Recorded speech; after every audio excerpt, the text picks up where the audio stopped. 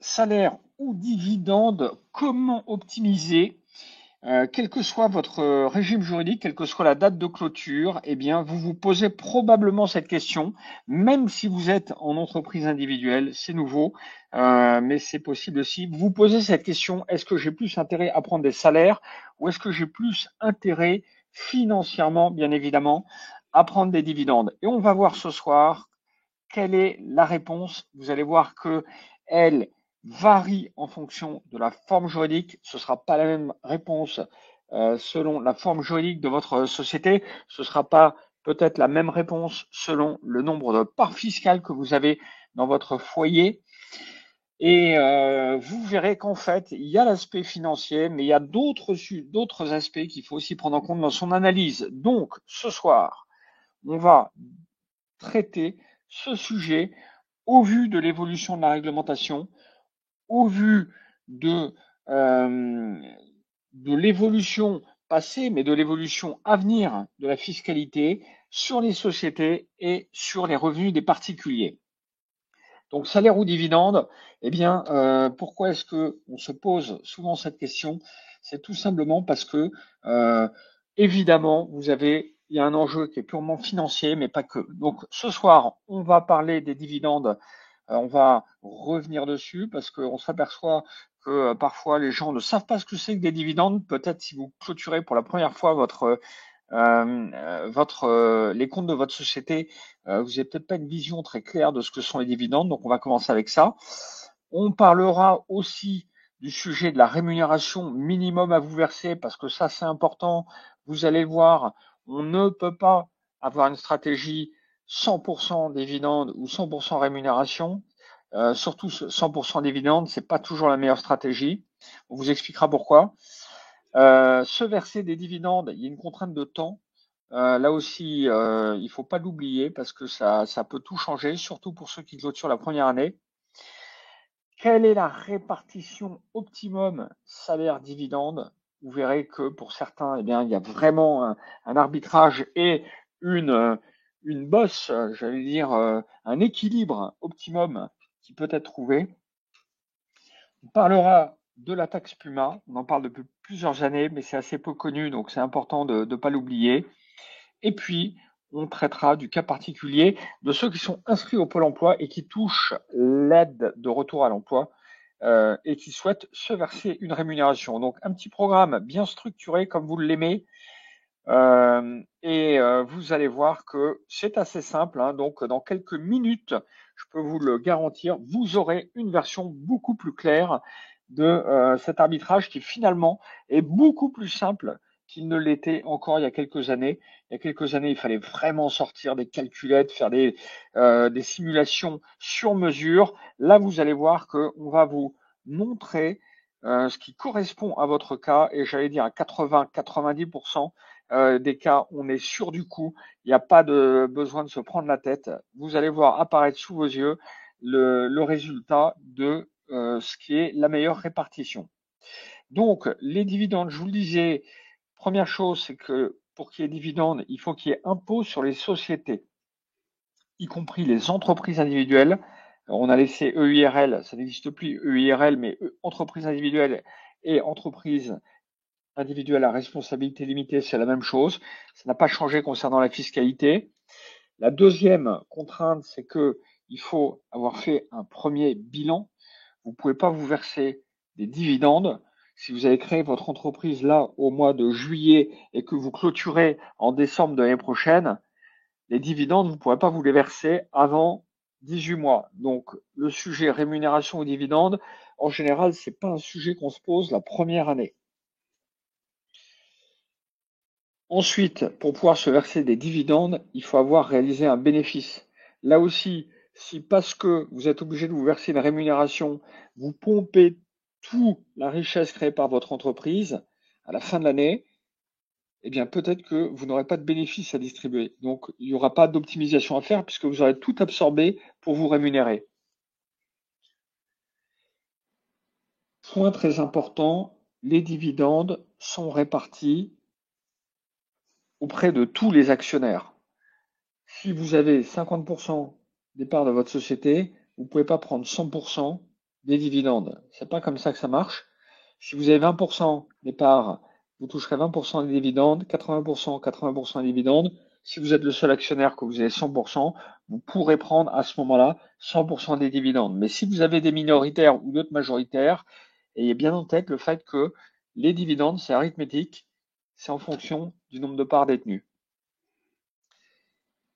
Ayez aussi en tête le fait que les dividendes rapportent zéro en termes de retraite, en termes d'allocation familiale, en termes de couverture euh, Pôle emploi, en termes de couverture maladie. Donc, les dividendes, c'est zéro en termes de droits sociaux, donc c'est des impôts à fonds perdus.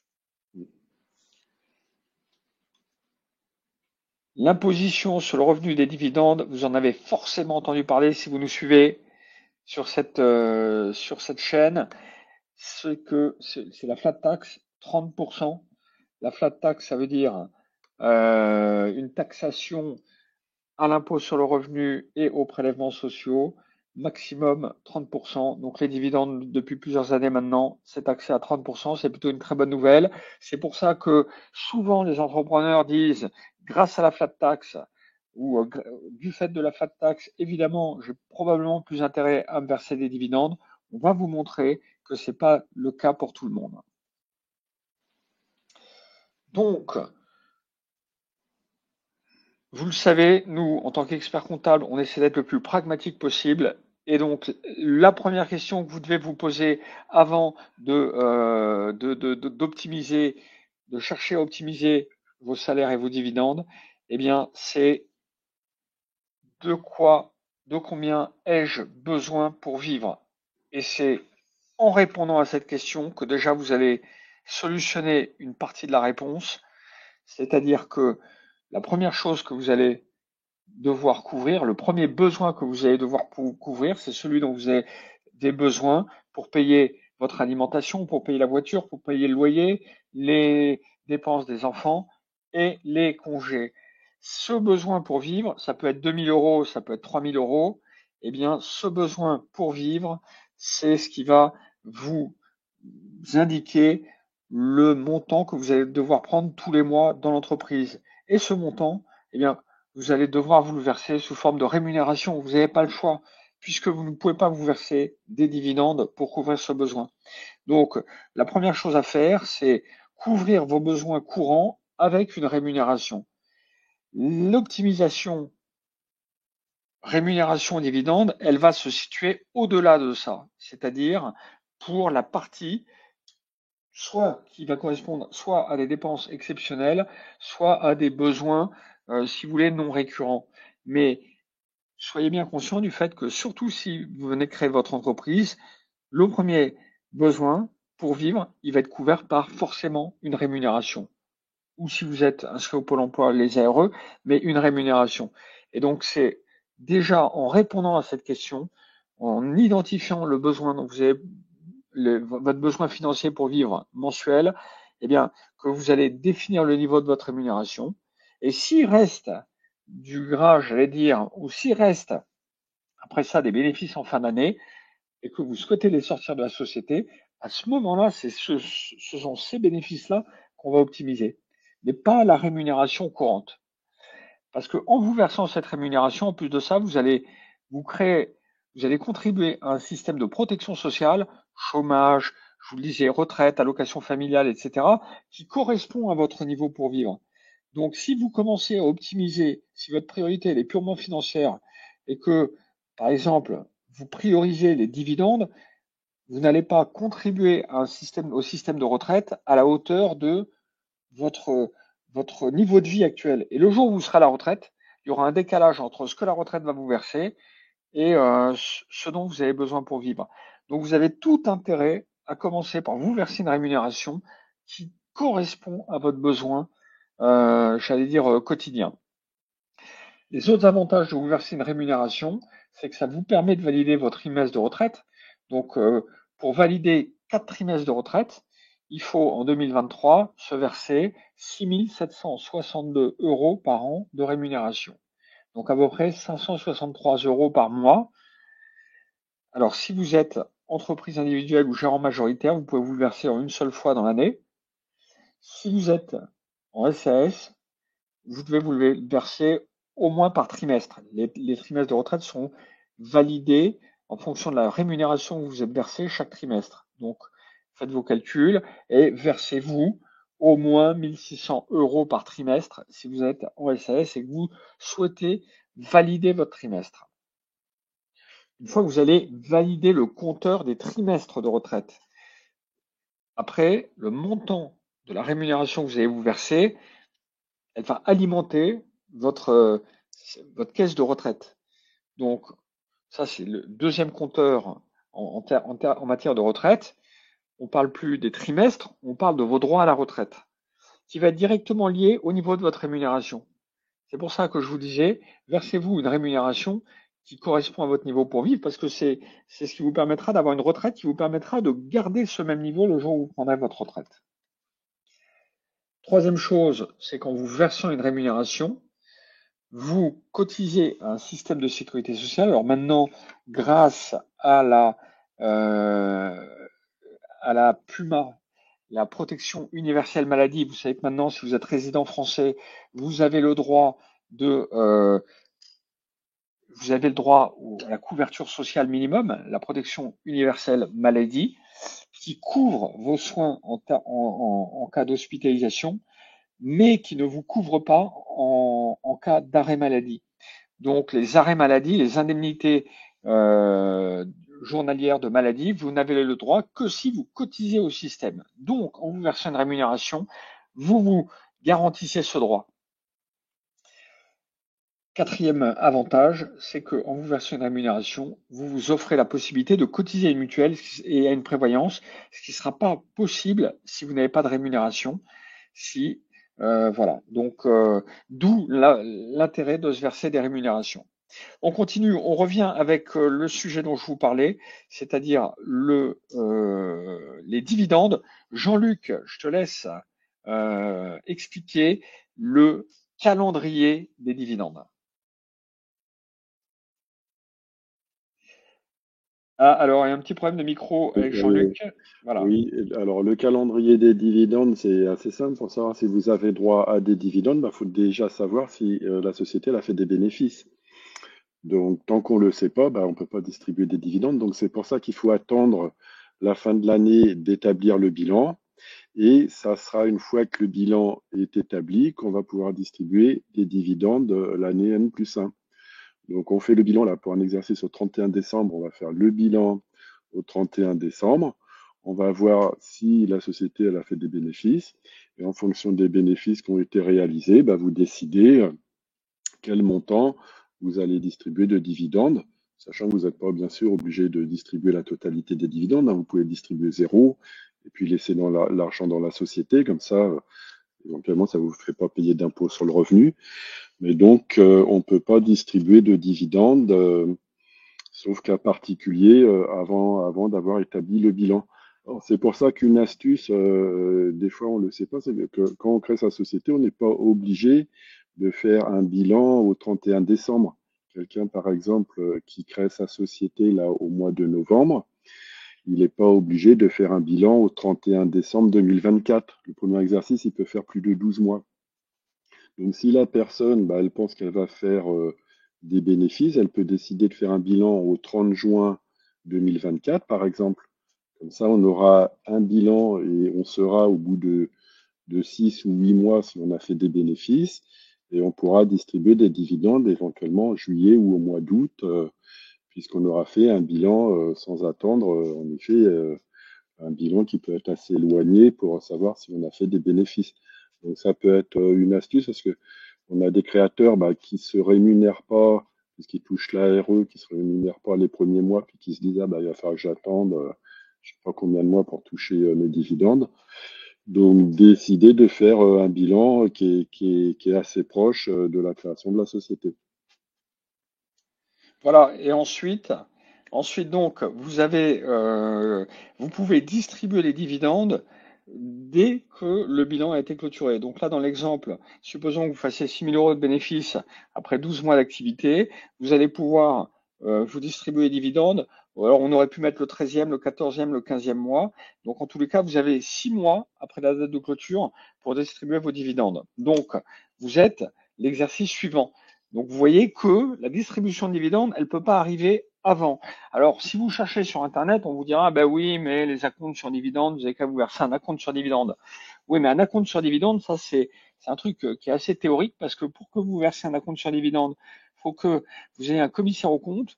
Donc, grosso modo, nommer un commissaire aux comptes pour des acomptes sur dividendes, ça vous coûte 1500, 2000 euros uniquement d'honoraires pour que le commissaire aux comptes il certifie les comptes. Donc, ça se fait très très peu. Les acomptes sur dividendes, ça se fait plutôt dans les grandes sociétés, pas du tout dans les petites entreprises, très petites entreprises. Donc, vous le voyez, il y a une vraie contrainte de timing, même si, comme disait Jean-Luc, vous pouvez avancer la date de clôture, c'est autre chose, hein, c'est avancer la date de clôture. Donc, faire un exercice court, si vous êtes sûr de faire des bénéfices et que vous n'avez pas trop le temps d'attendre, à ce moment-là, en effet, faites un exercice de 6 mois ou moins pour pouvoir distribuer vos dividendes plus rapidement.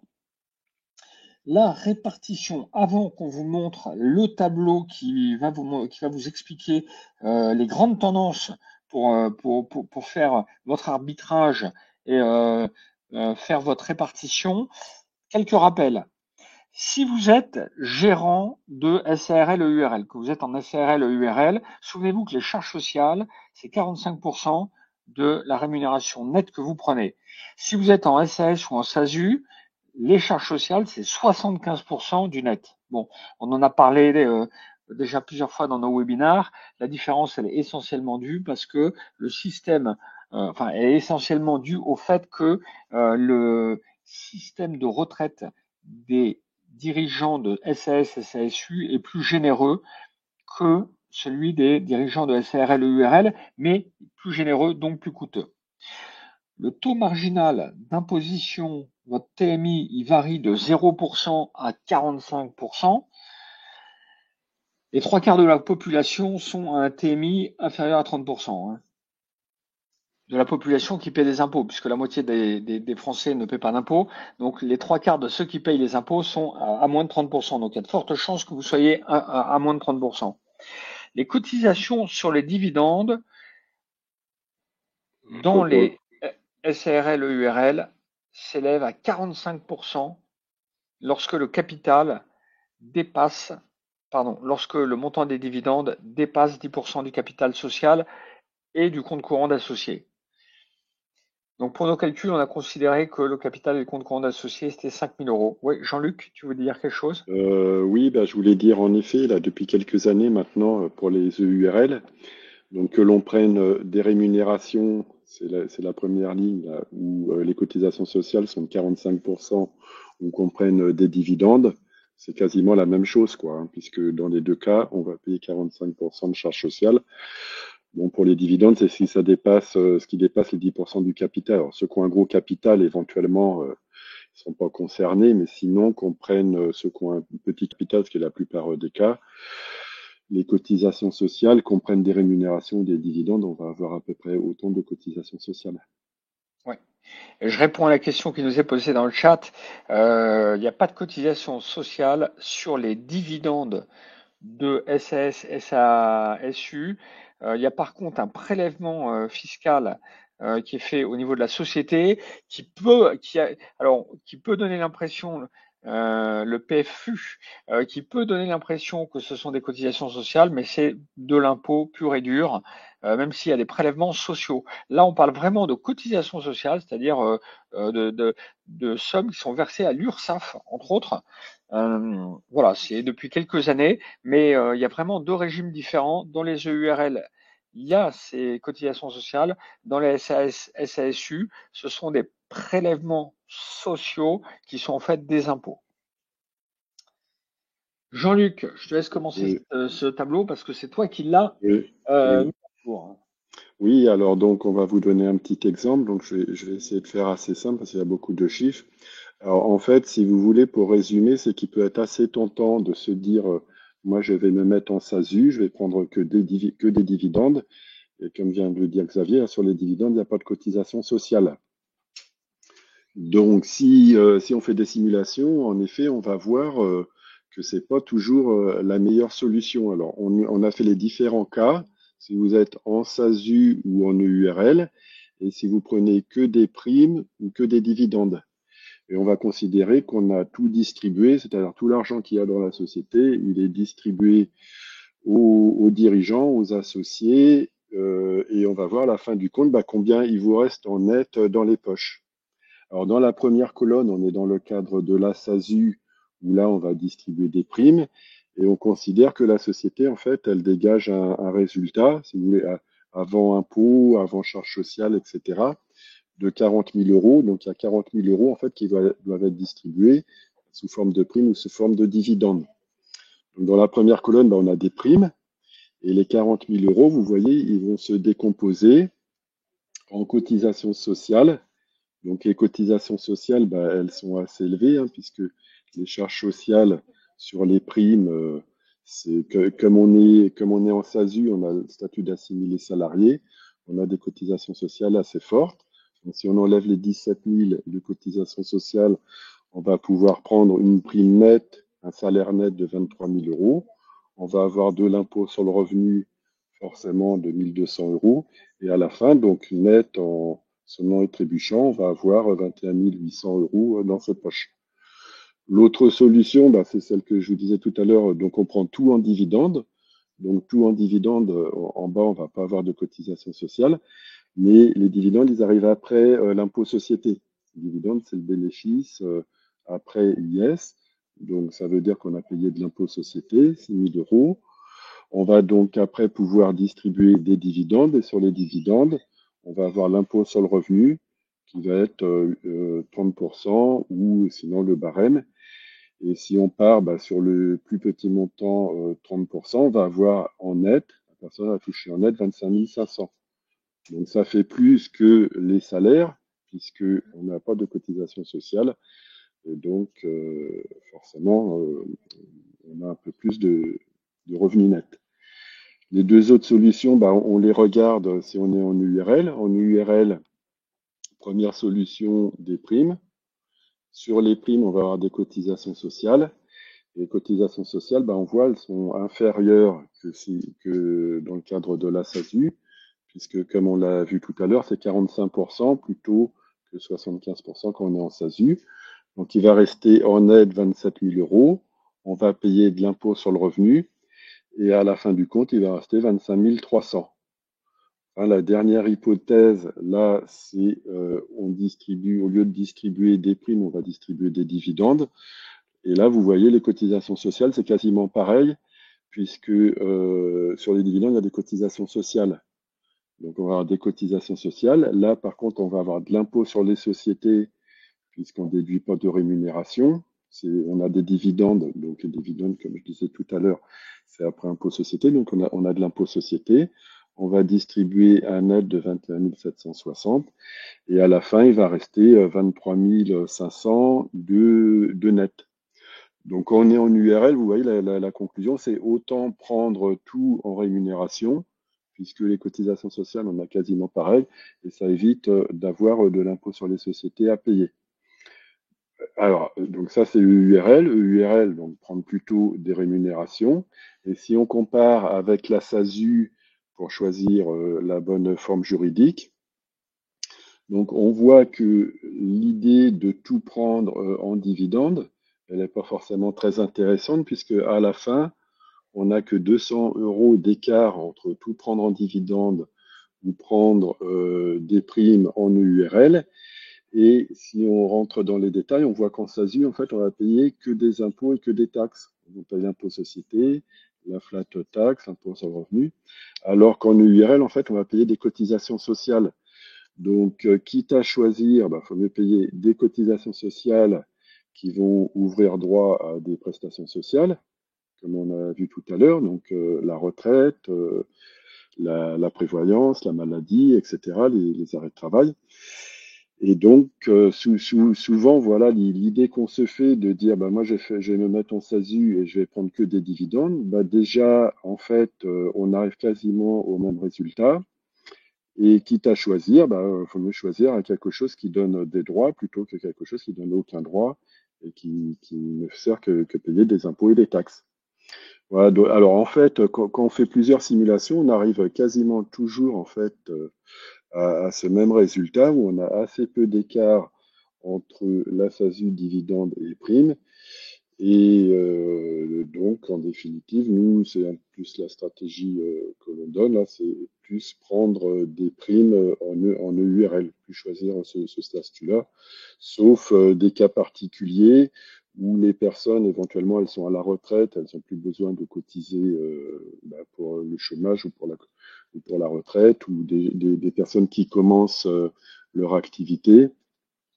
Mais si c'est déjà des personnes qui sont actives, qui ont besoin de travailler et puis d'avoir une couverture sociale, il faut vraiment mieux conseiller une URL.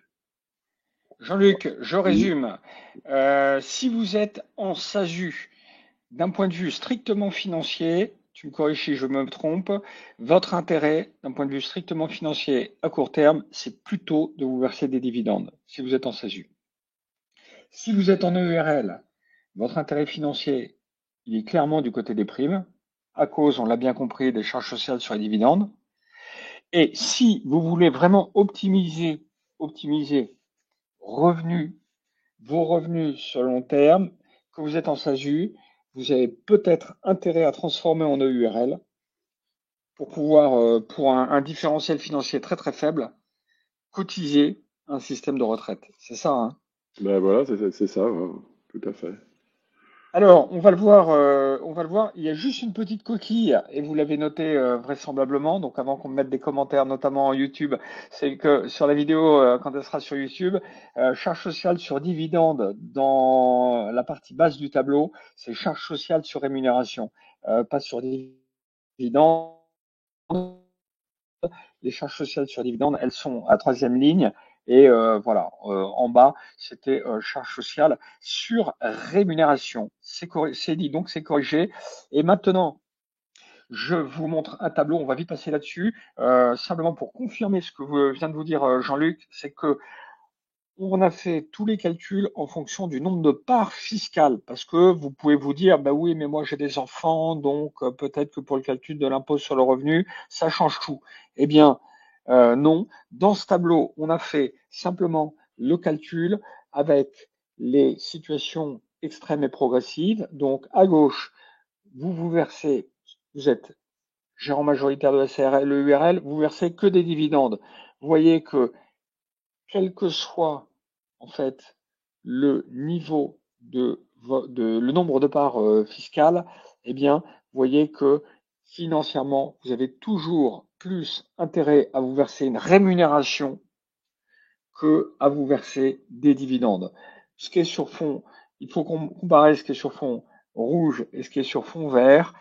Le disponible après impôts et charges sociales, si vous êtes gérant majoritaire de SARL ou URL, il est inférieur, quel que soit le nombre de parts fiscales, que vous ayez une part fiscale, deux parts ou trois parts fiscales, vous avez toujours plus intérêt à vous verser une rémunération, toujours plus intérêt financièrement à vous verser une rémunération, quel que soit le nombre de parts fiscales. Donc, dans tous les cas, si vous êtes dirigeant de SARL ou URL, votre gain financier est plus important si vous versez une rémunération. Donc ça, c'est vraiment une idée.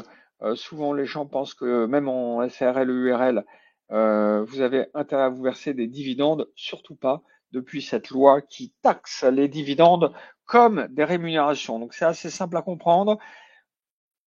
On passe au deuxième tableau. On a refait les calculs pour une part, deux parts, trois parts fiscales. Et vous voyez là, c'est la même chose, exactement la même chose. Vous avez toujours plus intérêt à vous verser là, de ce côté-là, des dividendes d'un point de vue strictement financier plutôt que des rémunérations. Si vous êtes vraiment un puriste et que votre priorité elle est purement financière, vous avez toujours intérêt à vous verser des dividendes. Mais comme les dividendes ne donnent aucun droit, vous l'avez compris, on vous l'a dit, on vous le redit, en termes de droits sociaux, on vous déconseille cette option-là. Versez-vous déjà une rémunération, si vous êtes en SAS, versez-vous une rémunération, et ensuite, versez-vous des dividendes. Et si vous voulez vraiment optimiser, alors changez de statut, passez en SAS, passez en SARL, EURL, sauf si vraiment vous gagnez beaucoup d'argent. À ce moment-là, vous avez intérêt à vous verser une rémunération en SASU et à vous verser des dividendes au-delà de vos besoins pour vivre. Vous le voyez, donc l'optimisation, elle est assez simple à faire en fonction de votre situation, de la nature de votre société. Soit vous faites ce qu'on vous a dit, vous versez une rémunération et ensuite des dividendes. Et si vous êtes dans l'autre cas, c'est-à-dire que vous gagnez beaucoup d'argent, vous êtes en SARL, EURL, à ce moment-là, vous avez peut-être intérêt à vous transformer en SASU pour vous verser des dividendes, pour ne surtout pas vous verser de dividendes en SAS, EURL. Voilà, ben j'ai un peu anticipé sur ce que on disait. Si vous êtes en SAS, SASU, choisissez plutôt les dividendes pour payer la flat tax. Si vous êtes en URL, SRL, choisissez les primes, euh, sauf si votre taux marginal d'imposition est de 45% ou si le capital est très important, c'est très rare. Jean-Luc, je te laisse nous parler de cette fameuse Oui, Puma, taxe Puma. Alors la Puma, c'est la protection universelle maladie. C'est un luxe français, puisque vous le savez, n'importe quelle personne qui réside sur le sol français, quelle que soit sa nationalité et même sa résidence fiscale, a le droit de se faire soigner dans les hôpitaux, a le droit de se faire rembourser, c'est comme ça, les soins maladie. Par contre, ils n'ont pas le droit, tout le monde n'a pas le droit aux indemnités journalières, maternité, paternité et maladie. Donc, cette taxe Puma, la taxe qui permet de financer cette protection universelle maladie, Jean-Luc, je te laisse nous la oui. présenter. Oui, alors la taxe Puma, elle existe depuis quelques années déjà, donc depuis 2016, et elle vise à taxer les personnes qui ont que des revenus du patrimoine ou des revenus du capital, c'est-à-dire des dividendes, des revenus fonciers, des plus-values, et qui n'ont pas de revenus du travail, de pension retraite. Et bon, le calcul, il est très compliqué, là, on ne l'a pas mis, mais en gros, c'est 6,5% des revenus du capital. C'est pour ça que, alors là, on indique, c'est pour ça qu'il faut prendre un minimum de rémunération. Vous voyez, il n'y a pas besoin de prendre grand-chose là. On est taxé à la taxe Puma si les revenus professionnels ils sont inférieurs à 8 226 euros. C'est-à-dire si vous avez plus de 8 000 euros de paye, par exemple, si vous êtes dirigeant de SASU, vous aurez pas cette taxe-là à payer. Et également, si vos revenus du capital, c'est les deux conditions sont supérieures à 21 996 euros. C'est pour ça que vraiment c'est assez incitatif là de prendre un minimum de rémunération. Alors on l'a vu tout à l'heure là pour la retraite, mais également pour éviter d'avoir à payer la taxe Puma. Alors, on vous donne un exemple, par exemple, quelqu'un qui décide de se prendre aucun salaire et se prendre 100 000 euros de dividendes, là, en fait, on est dans les maximums et on serait une taxe Puma de 6 500 euros. Donc, faut avoir ça à l'esprit que se rémunérer à 100% en dividendes, c'est pas forcément un bon calcul. Et en effet, ça risque de faire payer cette fameuse taxe Puma. Super. Donc, on termine avec le cas particulier de ceux qui sont inscrits au Pôle emploi. Donc pour eux, pourquoi c'est particulier? Ben oui, parce que la stratégie. Alors attention, parce que c'est en train de changer ça. Je ne sais pas si vous avez lu les journaux et l'actualité fiscale. Là, nous sommes fin 2023 et on nous annonce pour 2024 des gros changements des changements concernant le cumul des ARE et des dividendes. Donc pourquoi est-ce que c'est un sujet d'actualité? Parce que évidemment, vous êtes nombreux à profiter de ce dispositif des ARE et de le cumuler avec le système des dividendes pour quoi faire? Eh bien, pour toucher les ARE d'un côté, capitaliser dans votre société les dividendes que vous versez à côté de vos ARE. Donc, le système, il est assez simple, pardon. Le système, il consiste à toucher les ARE, à capitaliser vos bénéfices dans la société, et puis vous touchez les ARE pendant 18 mois et vous touchez des dividendes au bout de 14 mois. Donc vous allez, il y a pas mal d'entrepreneurs qui cumulent, et c'est parfaitement légal, les ARE avec les dividendes. Et ce que le fisc est en train de dire, c'est de dire oui, mais attention, en fait, c'est pas le fisc d'ailleurs, c'est le Pôle emploi qui dit moi, si vous versez des dividendes qui dépassent 60% du montant des ARE, alors on va baisser vos ARE. Ça, c'est complètement nouveau parce que jusqu'à présent, il n'y avait aucun texte qui empêchait de toucher les ARE et de toucher des dividendes à côté, quel que soit le montant. Si vous voulez, les ARE, c'est fait en fait pour couvrir votre perte d'emploi. Donc c'est lié à votre statut de salarié, c'est que vous étiez salarié, vous avez perdu votre emploi et puis vous avez le chômage, vous touchez le chômage. C'est complètement indépendant de votre casquette potentiellement d'investisseur ou du fait que vous avez peut-être du patrimoine à côté, que vous le placez en bourse et que vous touchez des dividendes. En quoi le fait que vous touchez des dividendes en bourse viendrait euh, réduire vos aides du Pôle emploi? Eh bien, ces deux casquettes qui étaient parfaitement différentes, la casquette de salarié et la casquette d'investisseur, aujourd'hui, l'État est en train de dire, ah oui, mais non, c'est pour finir quelque part potentiellement la même casquette, surtout si les dividendes viennent d'une société dans laquelle vous êtes actionnaire, ce qui est en fait assez compréhensible. Mais donc, c'est un peu une petite révolution dans ce schéma qui fonctionnait bien. Mais bon, la lecture qu'on en a, nous, actuellement, parce on a pas mal échangé là-dessus, là, avec tous les experts comptables récemment, c'est que cette restriction, elle ne concernerait que les entrepreneurs qui verseraient, qui toucheraient des dividendes de sociétés dans lesquelles ils sont actionnaires majoritaires pour un montant qui dépasserait 60% des ARE. Franchement, c'est assez logique parce que c'est vrai que ces dividendes, c'est une rémunération déguisée.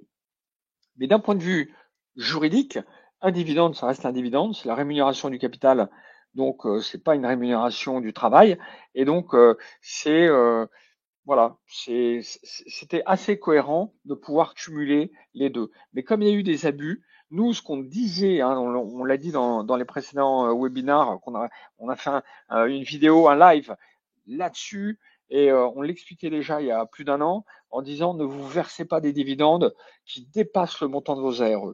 Et donc voilà, on n'était pas très loin de la réalité, puisque ce que la loi est en train de dire, c'est que voilà, faut pas que les dividendes dépassent 60% des ARE.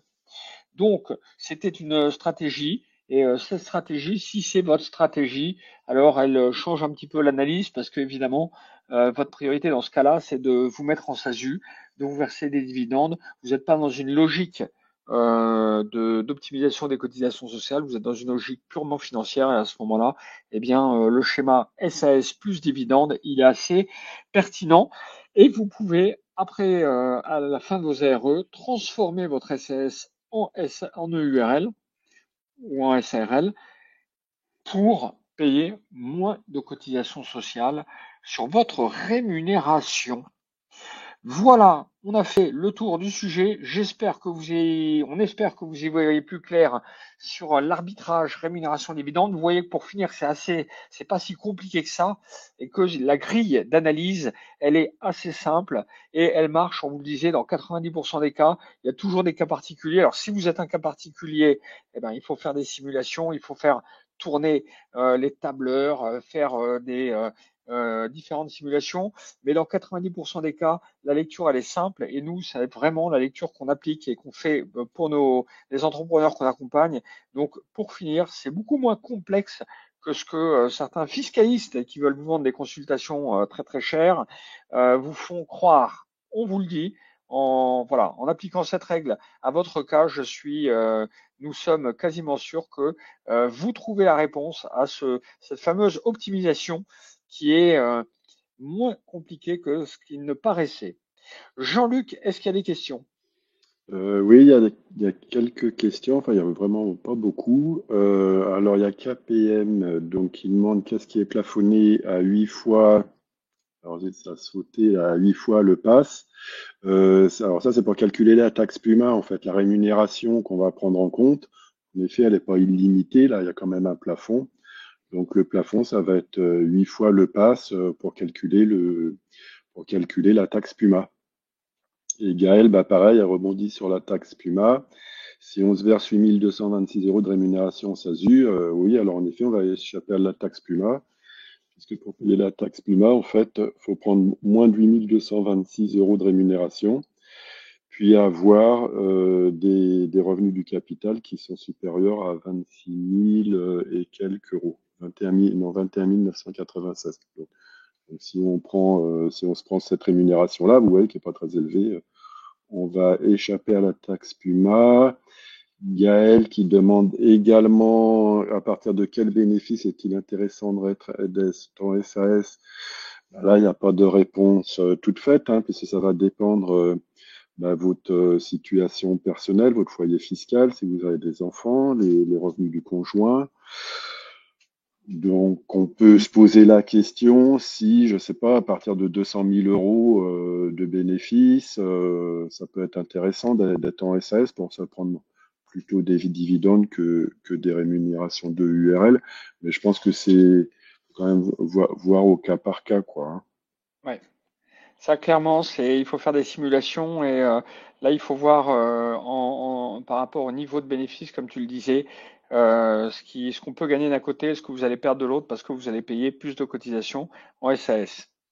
Et enfin, Florence qui dit comment arbitrer quand on profite de l'ARCE, la première année de création de l'EURL, entre dividendes et rémunération. Ça aussi, c'est justement l'ARCE qui est attaqué par le gouvernement actuellement parce que les abus en fait dont je vous parlais tout à l'heure, ils concernent les gens qui touchent la RCE parce que la RCE en fait c'est l'ARE en capital, je crois que c'est 60% des ARE qui sont versés en capital en 2 fois et donc il y a pas mal de petits malins qui se mettent au chômage, qui créent leur boîte, qui touchent la RE et qui la liquident juste derrière, qui liquident la société juste après avoir touché la première tranche. Enfin, non, c'est pas qu'ils liquident la société, ils retrouvent un job de salarié. Donc, ils ont touché la RCE en capital, par exemple, après 3 mois de chômage, et derrière, ils liquident la société et ils retrouvent un job de salarié. Donc, évidemment, le Pôle emploi a la mauvaise parce que il a versé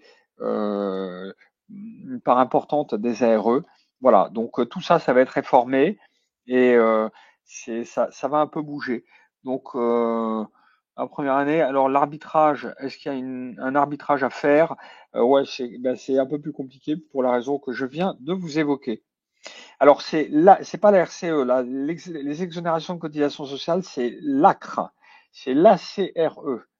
C'est encore autre chose. Vous voyez, on a fait un webinar, donc vous allez sur notre chaîne YouTube et vous verrez, on a fait un très bon webinar là-dessus avec beaucoup, beaucoup, beaucoup de vues, qui marche très, très fort, qui est même passé dans les chambres de commerce et dans les centres de formation, ce webinar, tellement il est bien fait sur ARE, ARCE, ACRE, comment cumuler chômage et création d'entreprise.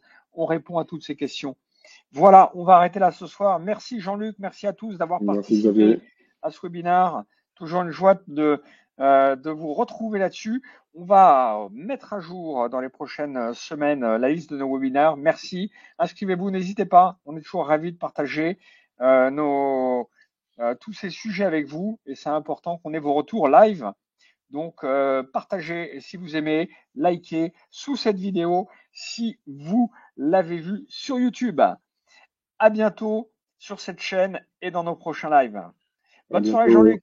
Bonsoir, à bientôt. Bonsoir à tous.